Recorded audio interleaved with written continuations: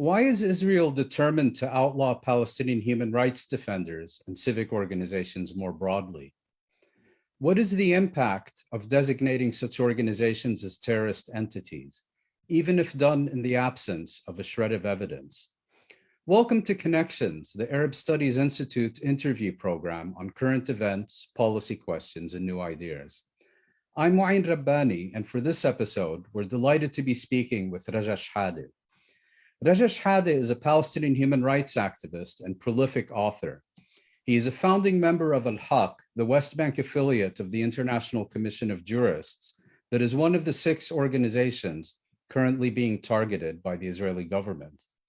His books include Occupier's Law, Palestinian Walks, Forays into a Vanishing Landscape, which was awarded the 2008 Orwell Prize, Where the Line is Drawn, which was a 2017 BBC Radio 4 Book of the Week, and the forthcoming We Could Have Been Friends, My Father and I.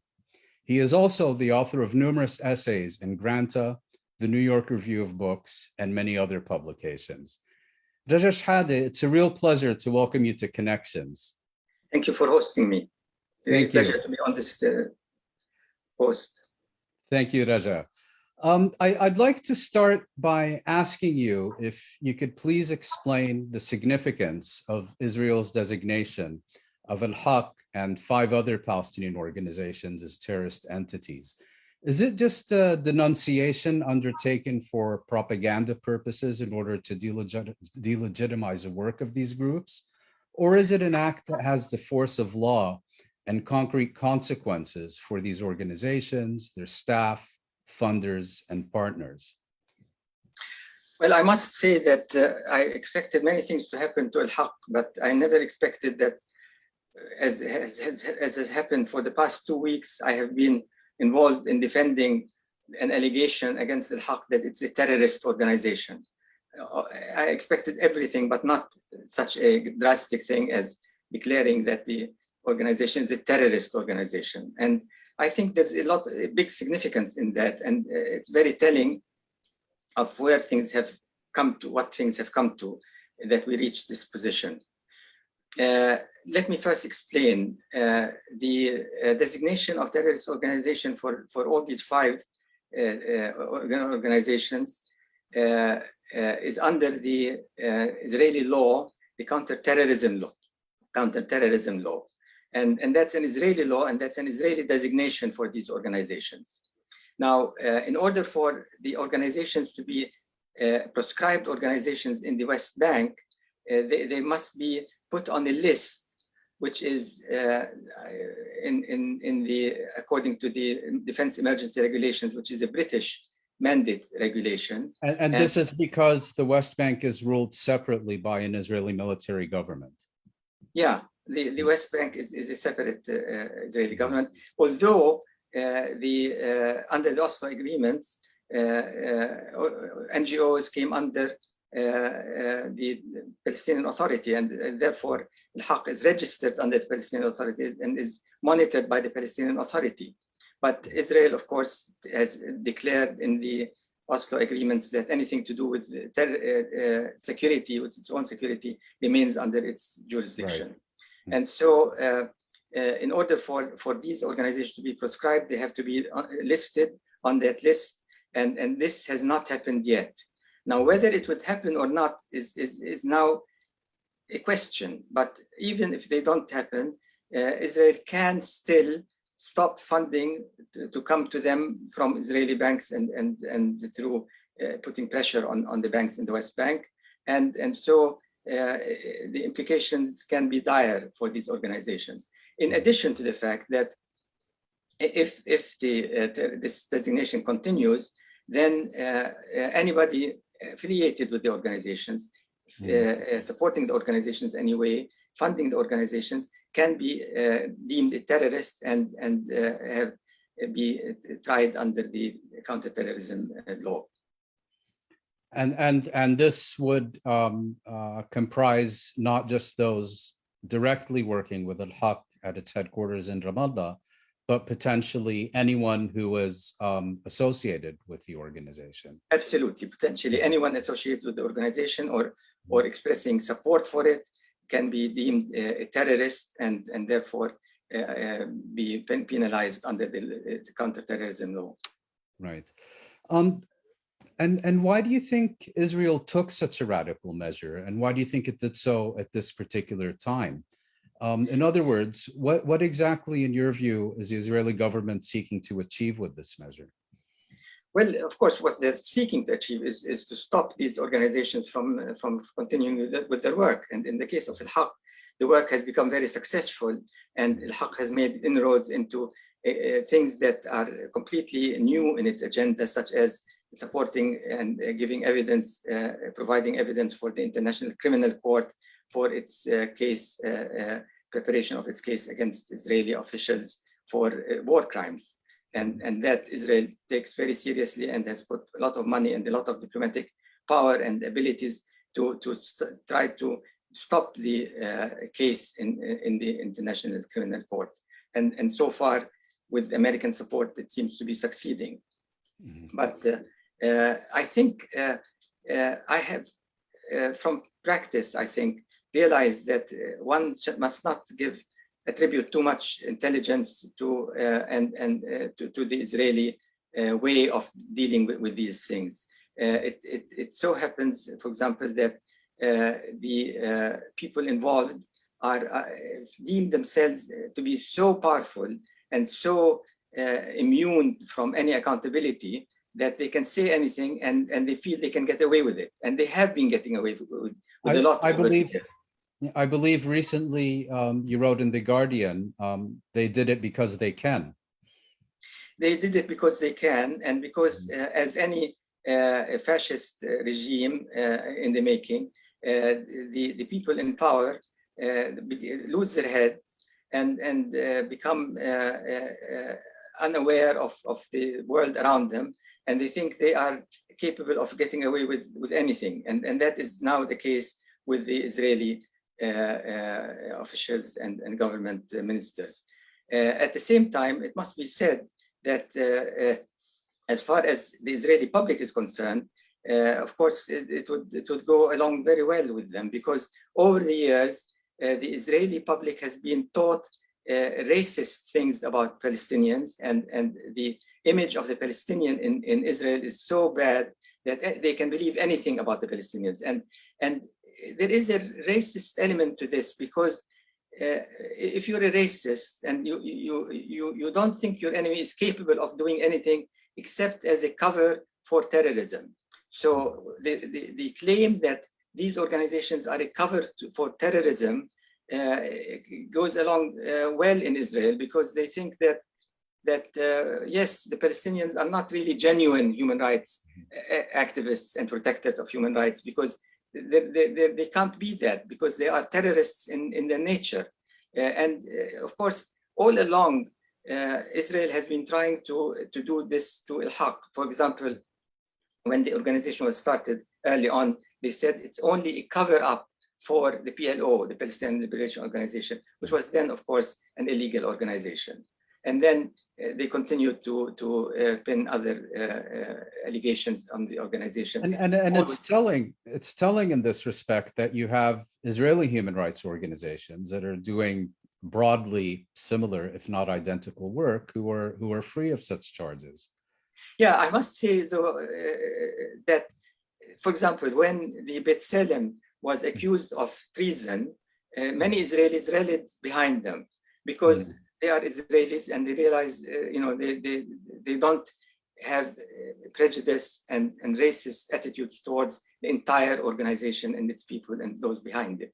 Whereas that's not the case with the Palestinians. At the same time, it is true that so many Israelis and Israeli organizations have rallied behind Al-Haq and other organizations and are very ashamed of what their government is doing. And I've received many letters of support from many Israelis saying how ashamed they are of what their government is doing. So it's not across the board, but it is true that the education in Israel is developing a generation of racists who are so anti-Palestinian that they can believe anything about the Palestinians.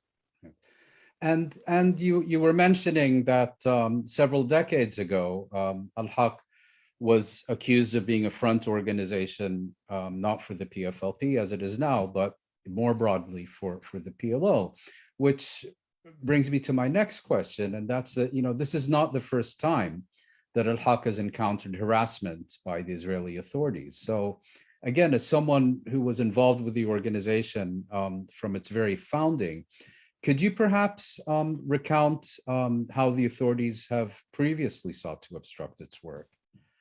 It's very interesting to do this exercise because it tells how Israel views itself and its position in the world. In the beginning, and in 1981, we were holding a meeting, general meeting, in a small office which Al-Haq had in Ramallah. And our meetings were continued until late at night.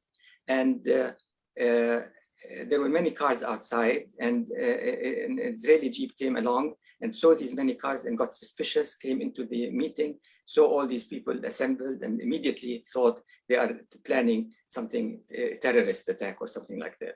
So they took some of the people in the meeting and beat them up and behaved very badly and held us all until they contacted their superiors. And then we made a complaint against this affair.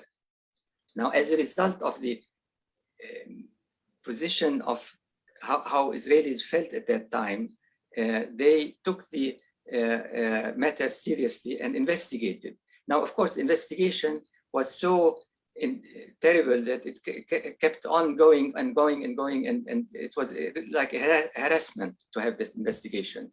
So at the end, we were pleading for them to stop the investigation because it was so much like a harassment against us to keep being called to try and identify who did it. And of course, we had no way of identifying who did it because the time had passed. And then later on, there were attempts at threatening me and putting pressure on my father about my activities and putting pressure on our law office and investigating it for tax and things like that. But then in 2002, when the re-invasion of Ramallah took place, all the organizations or many offices, official and non-official and civilian, were attacked by the army, except Al-Haq.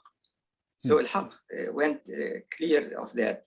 And the idea that Al-Haq would be attacked in the way that it is now being attacked is only indicative of the standing of Israel in the world and its feeling of total immutability and impunity and inability to be accounted by anyone, by anyone. And there were also, I believe, over the years, many arrests of Al-Haq staff. And in one instance, in the late 1980s, during the first Intifada, Al-Haq's current executive director, Sha'wan Jabbareen, was placed under administrative detention and more or less beaten to within an inch of his life, to the extent that even members of the US Congress felt the need to inquire with the Israeli authorities about this. And then Defense Minister Yitzhak Rabin saying, only enough violence was used to persuade him to accept detention. So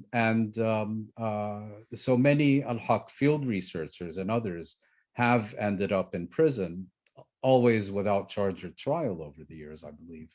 Absolutely, absolutely. In fact, when the Ansar 3 prison, the desert prison was opened, the first to be held up there were Al-Haq people. And I remember then visiting them in that prison.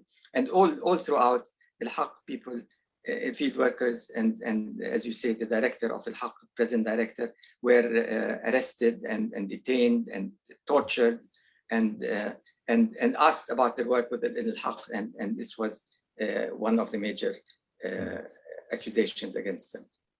And I believe another board member, co-founder of Al-Haq, Charles Shammas, that the Israelis also spent several years trying to deport him from the occupied territories. Absolutely, that's absolutely true. Absolutely true.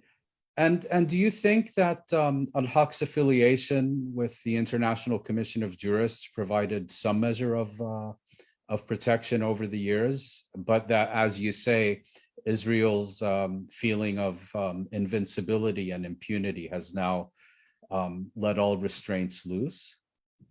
You know, in the beginning, the main reason why we affiliated with the International Commission of Jurists was exactly to provide us with protection, and it did for a long time, and perhaps it continues to in a way.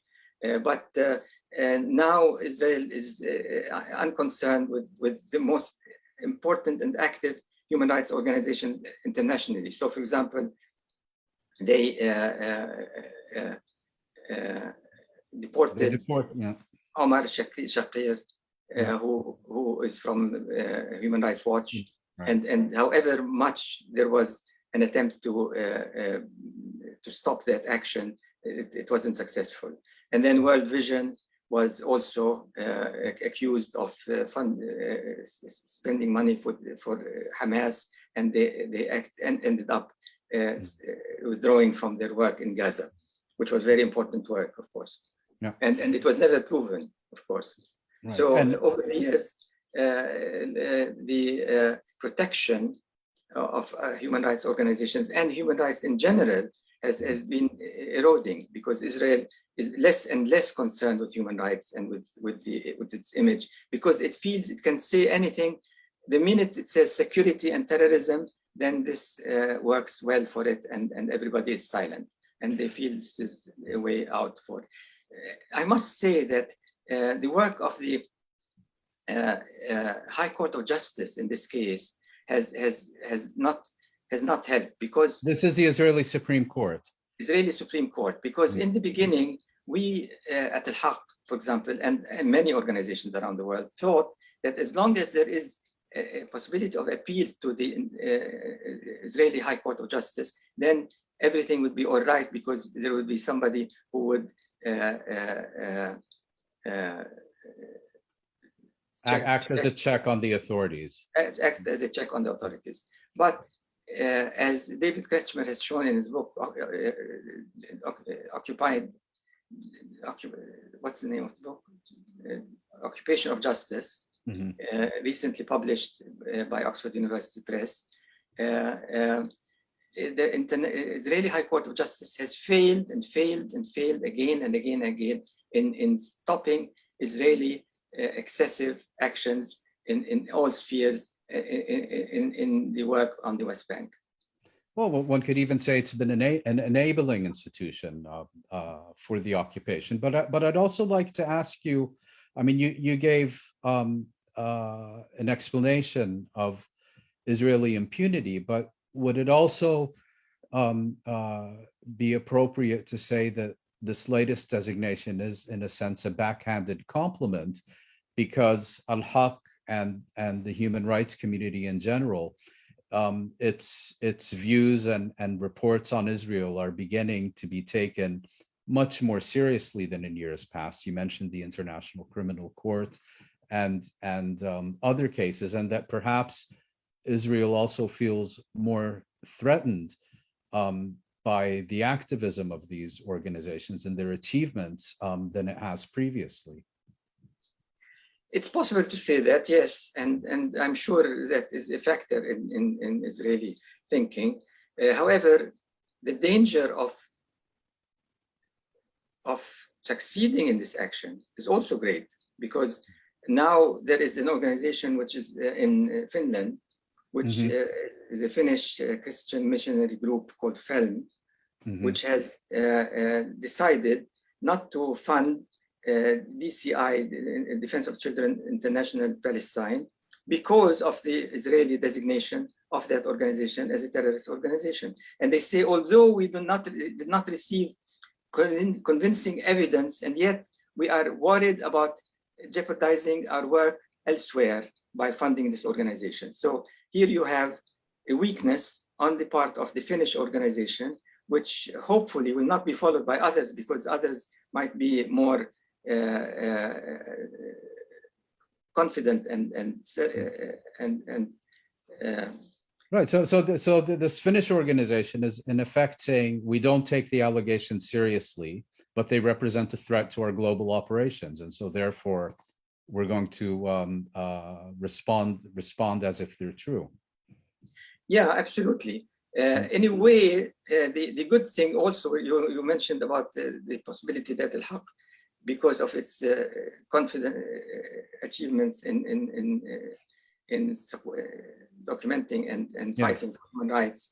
The other thing could be that it could be a chance to check on the possibility of Europeans supporting the NGOs and the civil society in the occupied territories, which they've always been speaking about and saying that we will support them and we think they're very important for democracy and so on. So this is a chance to see whether they will be up to their word and give the real support by refusing to accept the Israeli designation of these organizations as terrorists. Well, I for one won't be holding my breath, but it does bring me to my next question. You've mentioned this Finnish organization earlier. You mentioned the support you've been getting from Israeli organizations, and what so far has been your assessment of the foreign response to the Israeli designation, and what impact do you think it will have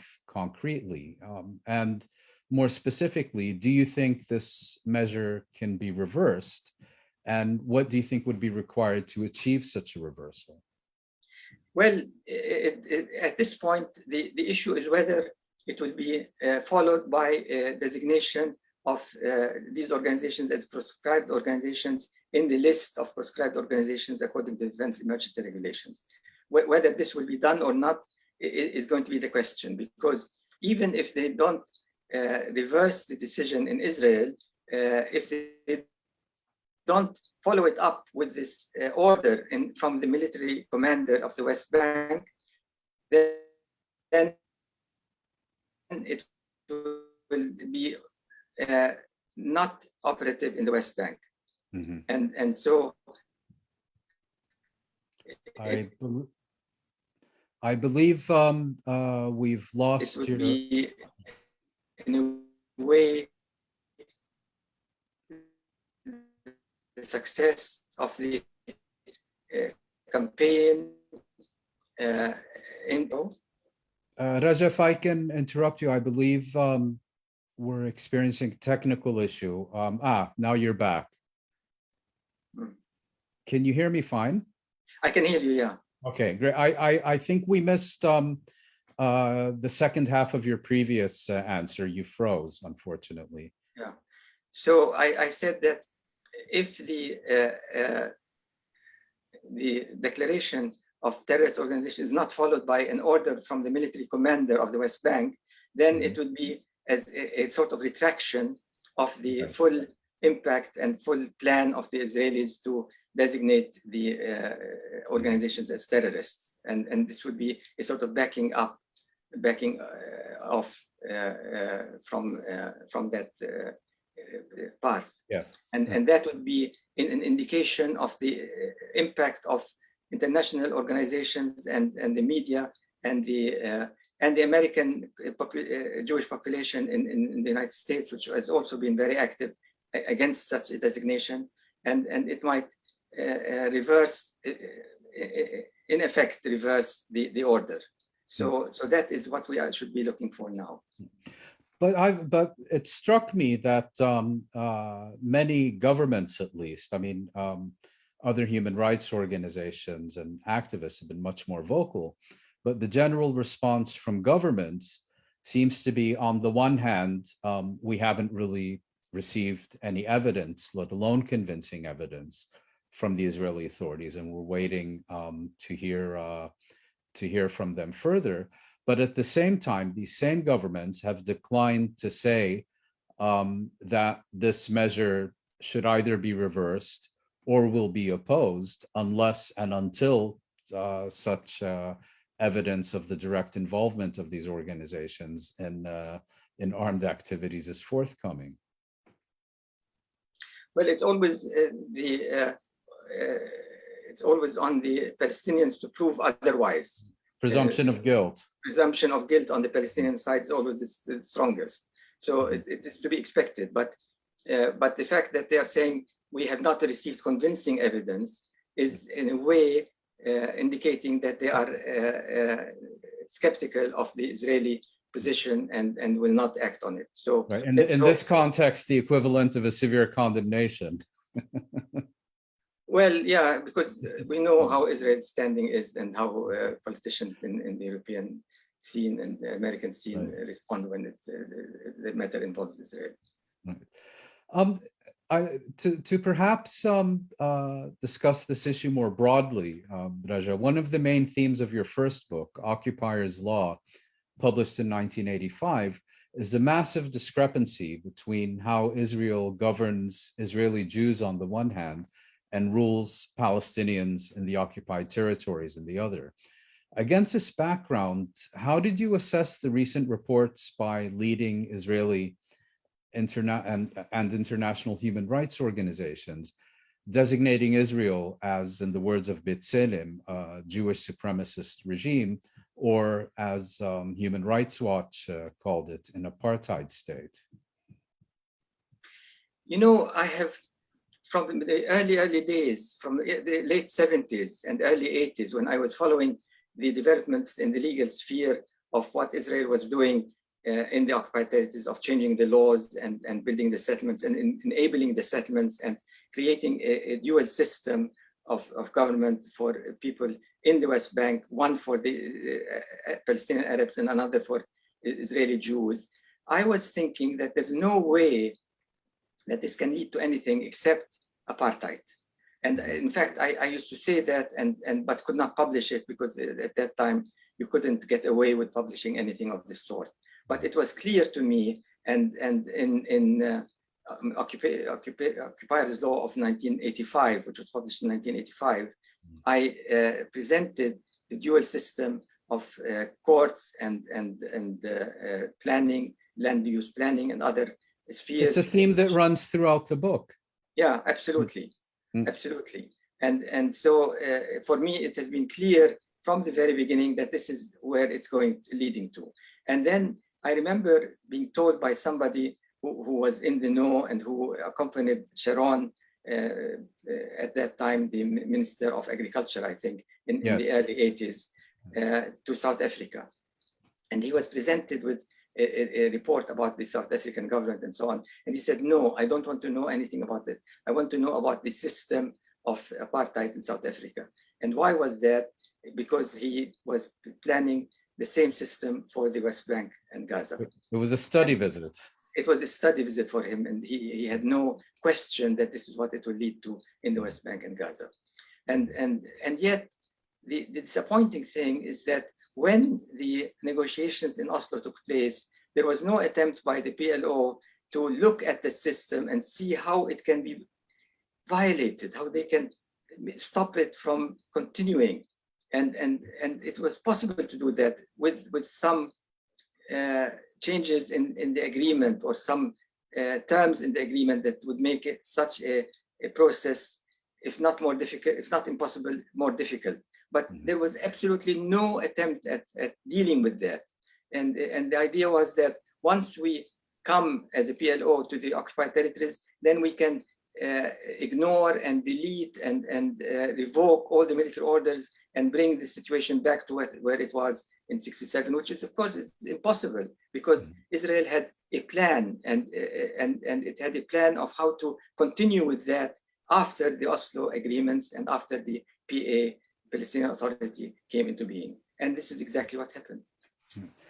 And finally, Raja, I'd like to ask you a question about how Israel continues to apply decrees in the occupied territories that derive from British mandatory legislation, such as the 1945 Defense Emergency Regulations that you mentioned previously. Your father, who was also a lawyer, in fact, challenged the applicability of these regulations in the Israeli Supreme Court during the early years of the occupation. And I believe that this theme also features in your upcoming book, we could have been friends, my father and I. Yes, my father was asked to, I think it was a deportation case, and the deportation was taking place in accordance with the provisions of the Defense Emergency Regulations. And in his defense, he presented an affidavit, a statement under oath, to the High Court, explaining how these Defense Emergency Regulations were in fact repealed under Jordan and replaced by its own Defense Emergency Regulations, which were different from these ones that the British had done. But of course, the High Court did not accept this. And he had, throughout his career as a lawyer, always took cases which were innovative and which were important. For example, he took the case of the blocked accounts in 1954, which was the first and only case that succeeded in unblocking the accounts of the refugees which were held in banks such as the Arab Bank and such as Barclays Bank, which were in the branches in what became Israel, and all the money there held by Israel, and these banks refusing to give back the money to the Palestinians who were destitute, saying that it is now enemy property. And he raised the case against Israel at that time and succeeded in unblocking these accounts. And this was during the 1950s. During the 54. And this is one of these cases that I speak about in this upcoming book. We could have been friends, my father and I. It's only one of many. Yeah, well, we're very much looking forward to the publication of your next book. And in the meantime, we'll keep following this case of Israel's latest initiative to criminalize Palestinian human rights activism. Raja Shehadeh, I'd really like to thank you for taking the time to speak to us on Connections. And just as a final note, please don't forget to join us for our next episode next Wednesday, 9th of November, where we'll be hosting Alison Glick and Nora Luster Murad. Thank you very much. Thank you.